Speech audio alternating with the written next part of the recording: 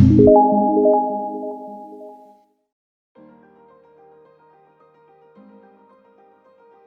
if you haven't read it or anything, or don't know anything about it, a lot of spoilers ahead, so maybe, just like it down below, and maybe comment later, whatever, or just keep watching like a rebel, like I would totally do. Anyway, number 10, Dimitri. He's the main character, and he's who you start off the story with, so I figured I'd start off this video with him. He's the main guy, like a 17-year-old dude. He's like who you follow the whole story with. He has like ice powers. He's got a big crush on the girl across the street who's got a beautiful voice. He's who you follow the story with. He throws snowballs at people. What's not to like? Number 9, Anisha. She's like the big evil queen of the story. She murdered her brother so that she could be queen, and then manipulated everybody into thinking that her nephews were evil in some way, and were gonna celebrate the murder of a 9-year-old boy. And everyone just believed her and everything, that why not? She's evil, and everybody loved her. Depicted here, you can see how evil she is. Evil. Number 8, Princess Kaya. She's one of my favorites, honestly. She looks like an angel. She's got these angel wings. She's kidnapped, so she's not really around for a lot of it, but that's because she's got a lot of power. There's this special weapon that she has, which only like the royal family can use, like her, and it gets taken from her, and the bad guy's like, why can't I use this weapon? It's like, because you're not of the royal bloodline. Number 7, Slayo. He's one of the villains, but he's also kind of one of the good guys too. The other mimics, because he's a mimic, kind of like a sickly looking humanoid, he follows around Mist because he has to. It's like demanded of him to do it. And his ability is to bring people back to life, like zombies. He creates zombies. He's not so much a bad guy as much as he's just told to do bad things by the bad guy. And in the end of the story, he lets the girl go that they have kidnapped the entire time. Is nice to her the whole time, so he's not really a villain as much as he just does the bad things that he's been forced into doing. Number 6, Melissa. She's pretty cool, actually. She's different from all the other characters. She's the chill character. It's like, I'm not really cool with all these powers and stuff. I want to go watch daytime TV. There's nothing wrong with that. I want to sit around and watch TV. She doesn't like Dimitri, that main guy that I talked about in the beginning. She's best friends with the girl he's trying to get with, and she's all like, no, you're not good enough for her. She's really awesome, and you're not.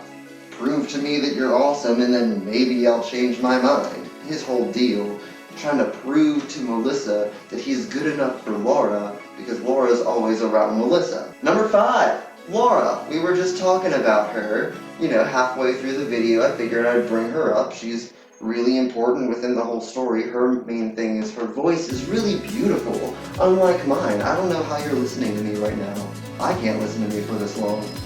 Laura she's the main girl. She dyes her hair purple, so she wears a hat so that you can't see the roots underneath, like you can see mine right now. She wears a hat so you don't see that. She's the lead lady of the story. She can scream and make people's heads explode. She can sing and put people to sleep.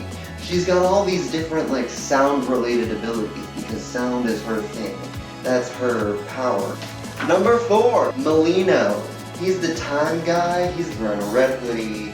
He's got it up the whole time. He's very mysterious. He's just shooting this gun at them, but the gun doesn't kill them. It teleports them to some other place, which is definitely something they were not expecting from the gun. What's special about Melino is he went through this time paradox. He saw himself. When he did, his house blew up with his wife in it. He was blamed for the explosion because he survived it. Like, well, you did it, obviously. Goes back in time, sees himself, his house blows up, he's blamed for the explosion, goes to jail, meets the tree, gets the time stone, goes back in time, finds himself exploding the house. Just a paradox that he got himself stuck in. Number 3 is Shannon. She's the goth chick. She's the first one of all the teenage characters who is actually chosen. This isn't in the books, by the way. This is implied. Melino comes to her town, tells her that she's the chosen of the plant stone, and it's going to be her destiny to go and get it. Her parents run like a plant shop, like a nursery, so she's really adept with plants, and she has to regrow the new tree of life. Because at first, she doesn't have any friends. She's all by herself, and she loves her parents, and she loves her plants, and she's fine with her life as it is. So when all these other characters come around and start being like, hey, you're part of the adventure now, you're the chosen of the plant stuff, I'm the chosen of the this thing, let's join together and do the thing together. She's just like, whatever, I'm gonna put my headphones on. And then by the end of the first book, you see that she's opening up to people a little bit more. And she's actually got her own like friend on Earth named Roxy, who I don't really ever bring up ever because she's not really all that important, other than to show growth in the character. Number 2. Marcella, the other chosen of plant. She was kind of like a villain. She snuck her way in. She tricked them into coming along to get the plant stone. They thought, you know, she's here, she's got plant abilities, we're going to get the plant stone now. Maybe she's the one. Maybe it's not Shannon. Maybe it's actually Marcella that's supposed to have it. Maybe it's both of them together. Who knows? The tree won't tell us. It can't. You gotta get humans to do it. Marcella steals the stone for herself, but it turns out she wasn't the one not strong enough as a person to handle that kind of power. It was crazy. Her eyes light up, all this, like, her grass skirt turns into a tornado and she starts attacking them, and they gotta fight her to get the stone back. She's awesome.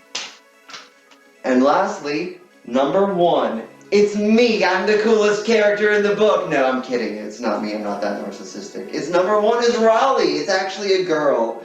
Yeah, she's actually not a girl, she's a woman. She knows her place in the world, she knows the past, she can see the future, she knows where she's supposed to be right now, she knows who she's gonna meet when and why it's important and what to do with them when she meets them. She's like, I've been waiting for you, I studied how we get into this place, there's going to be this secret way, I already know how it goes. I know everything that's going to go down, and I know everything that happened before that leads up to now. She's her own person. She's psychic, she can predict the future, she knows the past, she's studied history. So a lot of people in the world know who she is, or know of her. Let me know what you think. Let me know which one of these characters was your favorite. Maybe none of them. Maybe this spoiled the whole story for you and you don't really care about any of it, but let me know. Well, thanks for joining today, and maybe join me again in the future for future videos. Maybe there won't be any if you don't put anything in the comment section, subscribe, or something. Have a good day. Oh my gosh, no, I won't let you know anything in the comment section below. And why doesn't the tree just get it itself? Let her join. Related to what makes them special. Thumb it off. He creates zombies. There's nothing wrong with that. I want to sit around and watch TV.